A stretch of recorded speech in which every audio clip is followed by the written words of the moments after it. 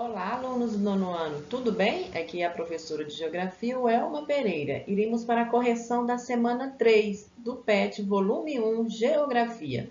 Não esqueça de se inscrever e deixar o seu like, pessoal, para ajudar a professora aqui. A semana 1, unidade temática Mundo do Trabalho. Tema: Impactos da ciência e da tecnologia nas relações econômicas e de trabalho na América e na África. Estamos vivenciando a terceira revolução industrial, onde há um grande avanço nos meios de tecnologias de comunicações, né? Isso exige uma mão de obra qualificada e provoca também geração de desemprego, né? Observe a tabela e responda. Participação dos setores da economia no PIB em 2016. Alguns países da América Latina. Alguns países. Pessoal, os maiores países industrializados da América Latina é Brasil, Argentina e México, tá? Conforme esses dados da tabela aqui, está falando do setor, colocou alguns países, não tem o México. Os setores da economia é desenvolvido em primário, secundário e terciário. O primário envolve agricultura e extração de vegetal e mineral. O setor secundário envolve atividades industriais e a construção civil. E o setor terciário envolve vários meios de serviços, prestações de serviços, desde advogado, médico, professor, né, a saúde pública, os meios de telecomunicações, energias, está tudo aqui envolvido no setor de serviços. Então, esse setor aqui, ó, que é o terciário, ele emprega um maior número de pessoas. E quanto mais o país desenvolvido, maior é o número de pessoas trabalhando. É muito importante que a economia do país estejam pessoas trabalhando ativamente, certo?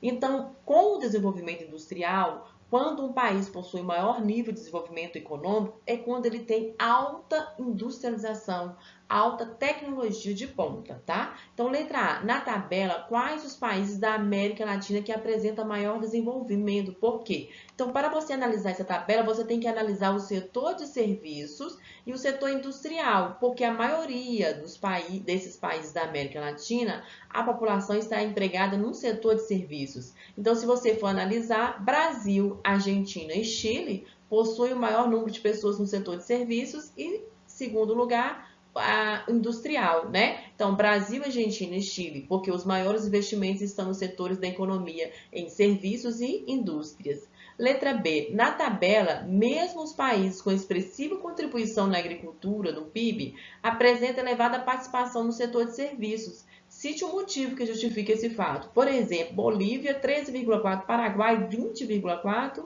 e setor de serviços ainda está elevado.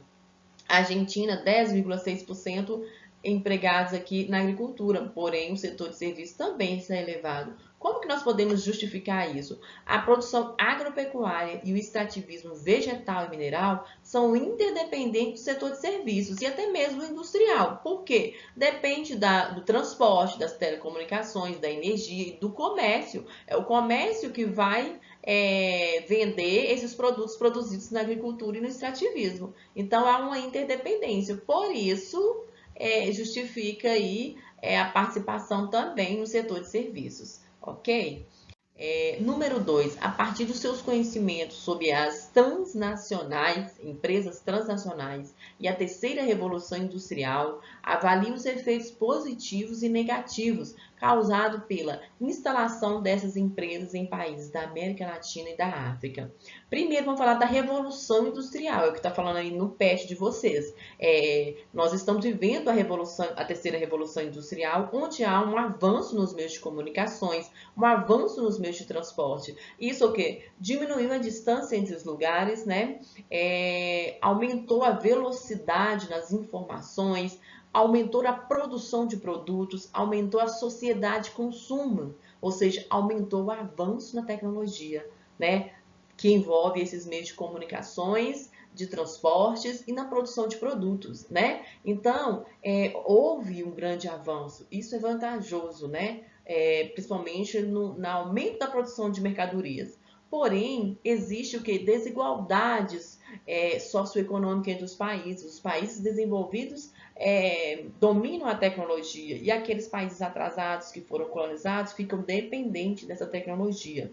E com esse avanço, as empresas transnacionais que surgiram lá nos países desenvolvidos, né, com seu avanço, elas querem se expandir para outros países, principalmente em busca de mão de obra barata, abundante, isenção de impostos, né, e mercado consumidor, porque quanto mais populoso é o país, ele vai ser mais consumidor desses produtos que essas indústrias estão vendendo. Então, elas passam a se expandir para outros países, principalmente países da América Latina e da África, né, em busca de mão de obra barata e mercado consumidor principalmente, né? Então, para eles instalar nesses países, eles exigem baixos impostos, isenção de impostos, né?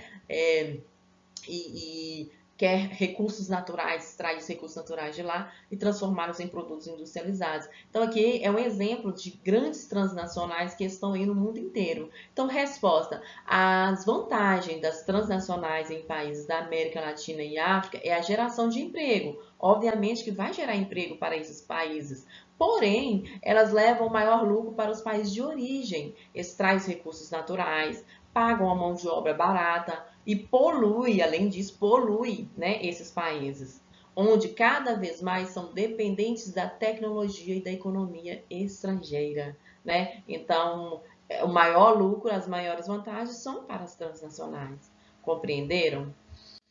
3. Observe a imagem. Quais recursos naturais estão sendo extraídos no continente africano? O extrativismo mineral, né, que são os recursos petróleo, ferro, diamante, fosfato, ouro, entre outros.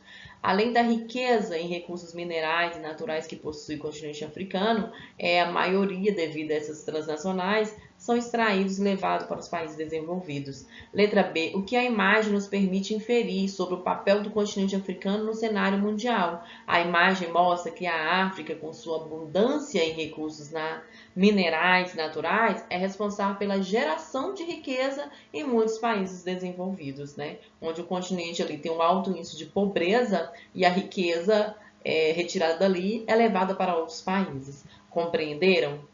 Espero ter ajudado vocês na correção dessa atividade. Um grande abraço da professora de Geografia, Welma Pereira. Fique com Deus.